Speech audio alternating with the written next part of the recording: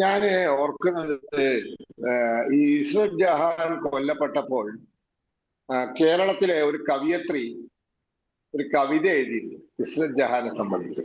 അവരൊക്കെ ഇപ്പോഴും നാട്ടിലുണ്ടല്ലോ എന്നാണ് ഞാൻ എന്താ പറയുന്നത് ചിന്തിക്കുന്നത്. ഞാൻ ഇസ്രത് ജഹാൻ സംഭവം ഒന്ന് ചുരുക്കി പറയാം. ഈ ഇസ്രത് ജഹാനും മറ്റേ പ്രാണേഷ് കുമാറും കൊല്ലപ്പെടുന്നതിന്റെ 2-3 ദിവസം മുമ്പേ ആന്ധ്രാപ്രദേശ് പോലീസ്, അതായത് കോൺഗ്രസ് നേതാവ് YS രാജശേഖർ റെഡ്ഡി ഭരിക്കുന്ന ആന്ധ്രാപ്രദേശിലെ പോലീസ് കോൺഗ്രസ് NCP സഖ്യം ഭരിക്കുന്ന മഹാരാഷ്ട്ര പോലീസിന് ഒരു വിവരം കൊടുക്കുകയാണ്. അവർ ഇന്റലിജൻസ് വിഭാഗം, ഈ ഇന്റലിജൻസ് വിഭാഗത്തിൽ ഹൈദരാബാദിൽ നിന്നും 2 തീവ്രവാദികൾ മഹാരാഷ്ട്രയിലേക്ക്, അതായത് ആന്ധ്രയിൽ നിന്നും മഹാരാഷ്ട്രയിലേക്ക് കടന്നിട്ടുണ്ട്. ഉടനെ തന്നെ മഹാരാഷ്ട്ര പോലീസ് അന്വേഷണം ശക്തമാക്കുകയാണ്. അവരുടെ ഇന്റലിജൻസ് വിഭാഗം ATS, ആന്റി ടെറർ സ്ക്വാഡ് ഉണ്ട് അവർക്ക്. അവരന്വേഷിച്ച് കണ്ടെത്തുന്ന കാര്യം, മഹാരാഷ്ട്രയിൽ കടന്ന ആ തീവ്രവാദികൾ 2 പേർ 2 ആളെ കൂടെ കൂട്ടിയിട്ട് ഗുജറാത്തിലേക്ക് കടന്നിട്ടുണ്ട്.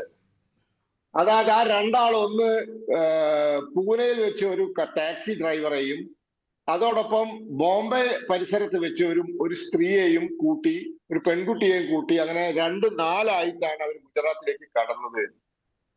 അവര് കൊടുത്ത ഇൻഫർമേഷൻ, അതായത് മഹാരാഷ്ട്ര പോലീസ് കൊടുത്ത ഇൻഫർമേഷൻ പ്രകാരമാണ് ഗുജറാത്ത് പോലീസ് ഹൈവേയിൽ ഇവരെ തടയുന്നതും ഇവരോട് നിർത്താൻ പറയുന്നതും ഇവർ വെടിവെക്കുന്നതും. തിരിച്ച് ഗുജറാത്ത് പോലീസ് വെടിവെച്ചിട്ട് ഇവർ 4 പേരും മരിക്കുകയാണ്.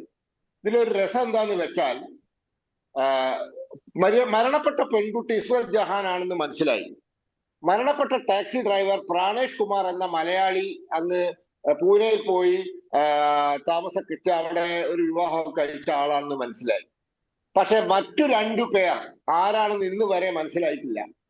അവര് കാശ്മീരിലുള്ള 2 ചെറുപ്പക്കാരാണ് എന്ന വിശ്വാസത്തിൽ ഇന്ത്യ ഗവൺമെന്റും ഇത് അന്വേഷണ ഏജൻസികളും ഒക്കെ കാശ്മീരിലെ പത്രങ്ങളിൽ ഇവരുടെ ഫോട്ടോ സഹിതം വാർത്ത കൊടുത്തു. ഇവരെ പറ്റി വല്ല വിവരം കിട്ടുന്നവർ വിവരം അറിയിക്കണം. ഒരാൾ പോലും പ്രതികരിച്ചില്ല, ഒരാൾക്ക് പോലും അവരെ കണ്ടെത്താൻ പറ്റിയില്ല. വർഷങ്ങൾക്ക് ശേഷമാണ് മനസ്സിലായത് ഇവർ പാക് അധിനിവേശ കാശ്മീരിലെ 2 തീവ്രവാദികളാണ്.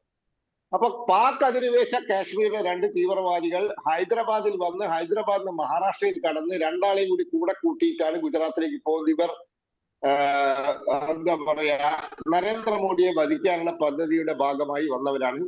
വിസയും പാസ്പോർട്ടൊന്നും ഇല്ലാണ്ട് ഇന്ത്യയിലേക്ക് നുഴഞ്ഞു കയറിയ 2 പാക് അധിനിവേശ കാശ്മീരിലെ 2 വിദ്വാൻമാരാണ്.